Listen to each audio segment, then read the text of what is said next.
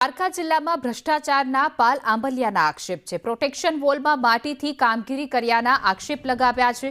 સાથે કહ્યું કે સિમેન્ટની પ્રોટેક્શન વોલની જગ્યાએ માટીની દિવાલ બનાવી ગેડમાં ઊંચા રસ્તા બનાવીને ગેડને ડૂબાડવાનું જે પાપ કર્યું છે। પાલ આંબલિયાએ મુખ્યમંત્રીને મેલ મારફતે રજૂઆત કરી છે। ભ્રષ્ટાચારના 2 વિડીયો સાથે મુખ્યમંત્રીને રજૂઆત કરી છે।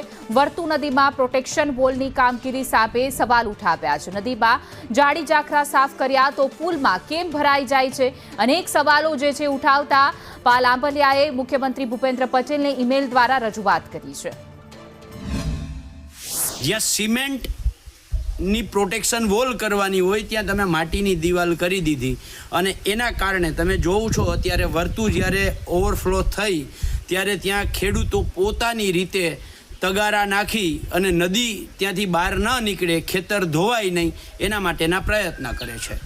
बीजो विडियो जे छे ए आ वर्तु नदीना जाड़ी जाखरा साफ करवा माटे तमे 139 करोड़मां एनो पण समावेश कर्यो हतो।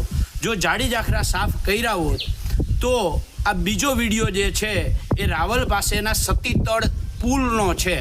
आ पुल तमे जोई शको छो कि आखे आखा पुलनी अंदर आ रीते जाड़ी जाखरा भराई गया अने आखे आखो पुल छे ए ब्लॉक थई गयो, डेम थई गयो अने एना कारणे नदी त्यांथी ओवरफ्लो थई अने खेडूतोना खेतरोमां घुसी। हवे सवाल ए छे कि जो तमे जाड़ी जाखरा साफ कर्या होत तो आटला जाड़ी